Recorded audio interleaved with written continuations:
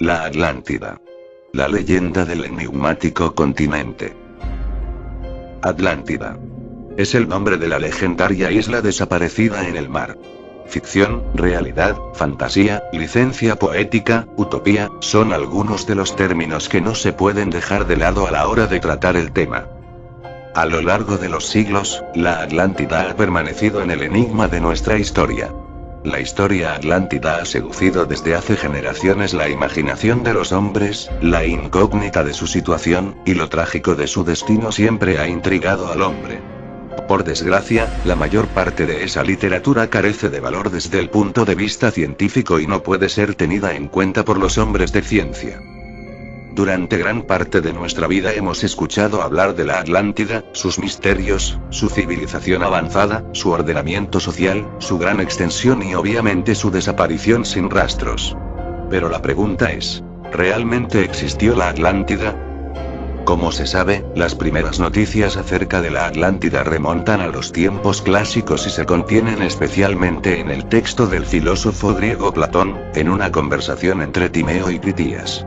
En esas noticias, poco concretas, se habla de una gran isla llamada Atlántida, más grande que Asia y Libia juntas, situada más allá de las columnas de Hércules, estrecho de Gibraltar. Estaba habitada por un pueblo poderoso y guerrero, que en cierta ocasión se puso en movimiento, invadió Europa, y fue rechazado por los griegos, dirigidos por los atenienses. Luego, la gran isla desapareció, tragada por las olas. Timeo y Critías. Las fuentes del relato de la Atlántida son el Timeo y el Critías, diálogos escritos por el filósofo griego Platón. En ellos, Critías, discípulo de Sócrates, cuenta una historia que de niño escuchó de su abuelo, y que éste, a su vez, supo de Solón, el venerado legislador ateniense, a quien se la habían contado sacerdotes egipcios en Sais, ciudad del delta del Nilo.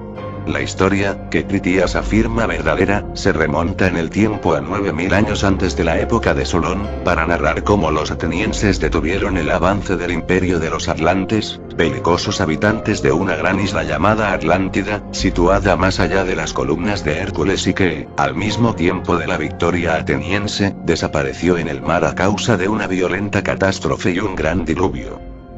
En el Timeo, Critías habla de la Atlántida. Cuenta cómo llegó a enterarse de la historia y cómo fue que Solón la escuchó de los sacerdotes egipcios. Refiere la ubicación de la isla y la extensión de sus dominios en el mar Mediterráneo, la heroica victoria de los atenienses y, finalmente, cómo fue que el país de los atlantes se perdió en el mar. En el Critías, el relato se centra en la historia, geografía, organización y gobierno de la Atlántida. Descripción de la isla.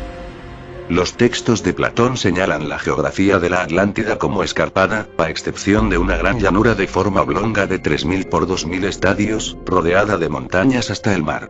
A mitad de la longitud de la llanura, el relato ubica una montaña baja de todas partes, distante 50 estadios del mar, destacando que fue el hogar de uno de los primeros habitantes de la isla, Evenor, nacido del suelo. Según el Critías, Evenor tuvo una hija llamada Clito.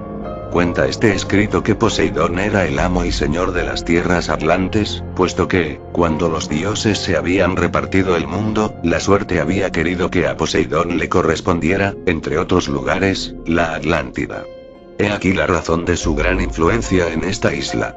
Este dios se enamoró de Clito y para protegerla, o mantenerla cautiva, creó 3 anillos de agua en torno de la montaña que habitaba su amada. La pareja tuvo 10 hijos, para los cuales el dios dividió la isla en respectivos 10 reinos. Al hijo mayor, Atlas o Atlante, le entregó el reino que comprendía la montaña rodeada de círculos de agua, dándole, además, autoridad sobre sus hermanos. En honor a Atlas, la isla entera fue llamada Atlántida y el mar que la circundaba, Atlántico. Su hermano gemelo se llamaba Gádiro, Eúmelo en griego, y gobernaba el extremo de la isla que se extendía desde las columnas de Hércules hasta la región que por derivación de su nombre se denominaba Gadírica. Favorecida por Poseidón, la isla de Atlántida era abundante en recursos. Había toda clase de minerales, destacando el oricalco. También había grandes bosques que proporcionaban ilimitada madera. Numerosos animales, domésticos y salvajes, especialmente elefantes. copiosos y variados alimentos provenientes de la tierra. Tal prosperidad dio a los atlantes el impulso para construir grandes obras. Edificaron sobre la montaña rodeada de círculos de agua una espléndida acrópolis, plena de notables edificios, entre los que destacaban el Palacio Real y el Templo de Poseidón. Construyeron un gran canal, de 50 estadios de longitud, para comunicar la costa con el anillo de agua exterior que rodeaba la metrópolis. Y otro menor y cubierto, para conectar el anillo exterior con la ciudadela. Cada viaje hacia la ciudad era vigilado desde puertas y torres, y cada anillo estaba rodeado por un muro. Caída del Imperio Atlante. Los reinos de la Atlántida formaban una confederación gobernada a través de leyes, las cuales se encontraban escritas en una columna de oricalco, en el templo de Poseidón. Las principales leyes eran aquellas que disponían que los distintos reyes debieran ayudarse mutuamente, no atacarse unos a otros y tomar las decisiones concernientes a la guerra, y otras actividades comunes, por consenso y bajo la dirección de la estirpe de Atlas. Alternadamente, cada 5 y 6 años, los reyes se reunían para tomar acuerdos y para juzgar y sancionar a quienes de entre ellos habían incumplido las normas que los vinculaban. La justicia y la virtud eran propios del gobierno de la Atlántida, pero cuando la naturaleza divina de los reyes descendientes de Poseidón se vio disminuida, la soberbia, y las ansias de dominación se volvieron características de los atlantes. Según el Timeo, comenzaron una política de expansión, que los llevó a controlar los pueblos de Libia hasta Egipto, y de Europa, hasta Tirrenia. Cuando trataron de someter a Grecia y Egipto, fueron derrotados por los atenienses.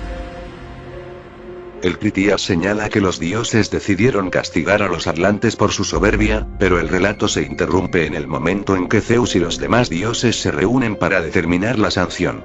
Sin embargo, habitualmente se suele asumir que el castigo fue un gran terremoto y una subsiguiente inundación, que hizo desaparecer la isla en el mar, en un día y una noche terribles, según señala el diálogo en Timeo. Bien, hasta aquí ha concluido la primera parte de este vídeo, estén al pendiente porque saldrá la segunda parte. Espero que les haya gustado, si es así me pueden ayudar con un pulgar arriba, y suscríbanse, porque seguiré subiendo más vídeos de este tipo. Sin nada más que decir al respecto. Hasta la próxima.